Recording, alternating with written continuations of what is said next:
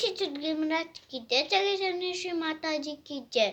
आज हम एक कहानी सुनाने वाले और बुक भी दिखाने वाले हैं।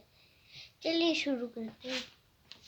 ये है वो कहानी जिससे मैंने कहा है राजा जनक को आत्मज्ञान कैसे हुआ। और ये है हमारे सतगुरु, और इनके बारे में कुछ लिखा है पीछे, यहाँ पर भी लिखा है। और अब मैंने जो कहानी सुनी है ये वाली, उसी को आप हम बताने वाले। चलिए शुरू करते हैं।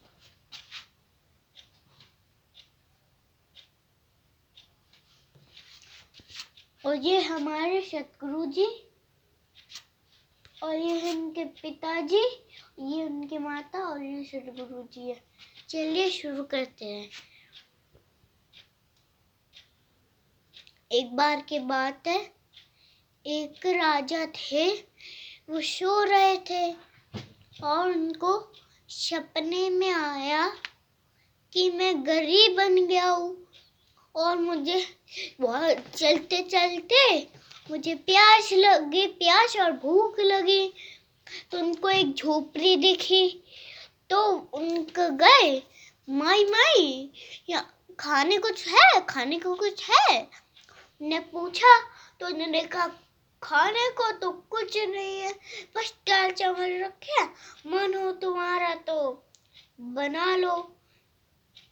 तो उन्होंने बना लिया।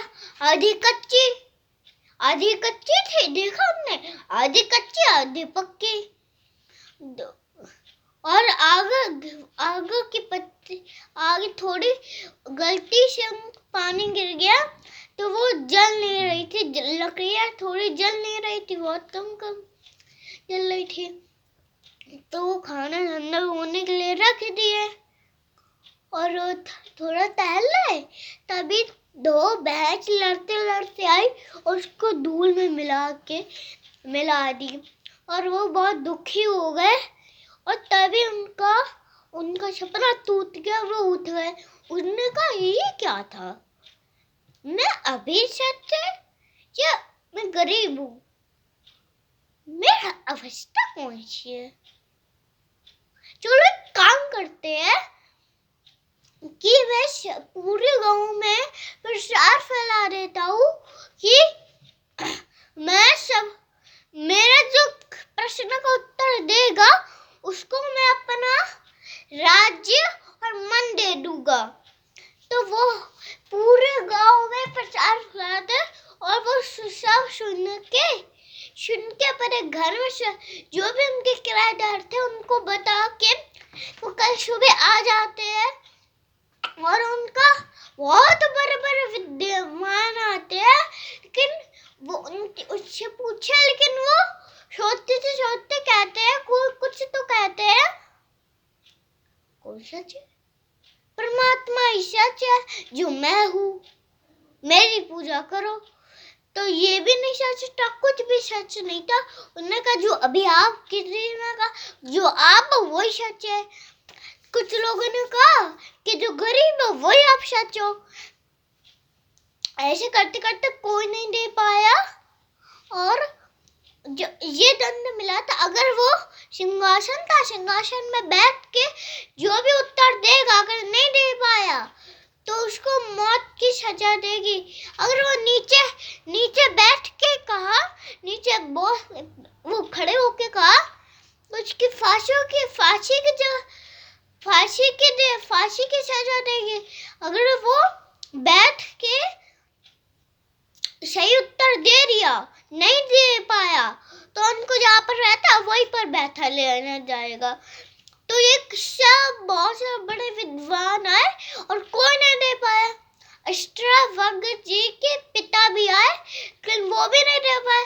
अष्टावक्र हमने दोस्तों के संग खेल रहे थे, तो उन्होंने कहा जिनके मित्र के कहा कि तुम्हारे पापा तो है ही नहीं। तो अष्टावक्र ने सोचा मेरे पापा तो घर पे। वो अपनी माता के पास गए, वो तुलसी के पास बैठे रो रहे थे। उन्होंने कहा माँ तुम रो क्यों रही हो, और पिता कहाँ है मेरे? अष्टावक्र जी ने कहा, उन्होंने कहा तुम्हारे बेटा तुम्हारे पापा राजा में बंदी है, राजा के पास बंदी है। तो उन्होंने कहा क्यों? उन्होंने कहा एक प्रचार हुआ था जिनमें वो उत्तर नहीं दे पाया, वो वहीं पर है। तो उन्होंने कहा माँ आप आज्ञा दो, मैं अपने पिता को लेके आ जाऊंगा उनका जवाब दे के। तो गए और सैनिक खड़े थे, देख रहे थे कि तुम नहीं दे पाओगे बेटा, तुम जाओ मेरे घर वापस। उन्होंने कहा, सर्वज्ञ जी ने कहा वो 8 तरफ से टेढ़े थे। तो उन्होंने कहा जाने दोगे वरना मैं राज्य से शिकायत करूं। तो उन्होंने कहा नहीं जाओ, तुम्हें भी जेल में भरती हूं ना, जाओ, हमें क्या। तो वो सीधे गए, सिंहासन में बैठ गए। फिर सब हंसने लगे क्योंकि वो 8 तरफ से टेढ़े थे। वो भी हंसने लगी संग में, हा। उन्होंने कहा ये सच में सपना सच है या मैं सच हूँ? तो उन्होंने कहा तुम भी सच नहीं हो और वो भी सच नहीं है, ओनली परमात्मा ही सच है। तो उन्होंने कहा नहीं, उनमें से एक तो कोई सच होगा। उन्होंने कहा नहीं, कोई सच नहीं है, ओनली परमात्मा सच है। तो उन्होंने कहा ठीक है चलो। उन्होंने हमने गुरु बना लिया। तो उन्होंने कहा कि मैं अपना पूरा राज्य दे रहा हूँ आपको। उन्होंने कहा नहीं, राज तुम्हारा है ना, कुछ तुम्हारा नहीं है। तो उन्होंने कहा शरीर मेरा है, नहीं मन है मेरा। तो उन्होंने अपना मन कर दिया और ज्ञान ले लिया। और अष्टावक्र जी घोड़े वो जंगल में चले गए और अष्टावक्र जी ने कहा कि इसमें एक पैर रखो। उन्होंने पैर रख दिया। फिर कहा यहाँ पर ध्यान लगाओ। ध्यान लगा रहे थे और उधर फिर जब उनकी नींद ऐसी कर रही, मैं दूसरा पैर रखूं क्या? नहीं, गुरु महाराज जी की आज्ञा है। तो उन्होंने फिर के जी गए अपने पापा को छुड़ा के, घर बेच के, घर भेज के, और फिर वो गए उठो राजा। तो उन्होंने कहा राजा ने कहा हाँ बोलिए गुरु जी।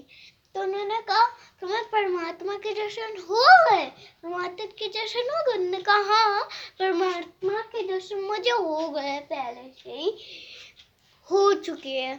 तो उन्होंने कहा ठीक है।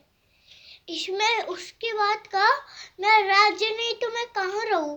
उन्होंने कहा देखो मेरी आज्ञा है, वहाँ राज नहीं है, लेकिन तुम अपने राज्य को संभालो और राजा बन के उसका कार्य करो। बोली से स्वर्गीय महाराज की जय।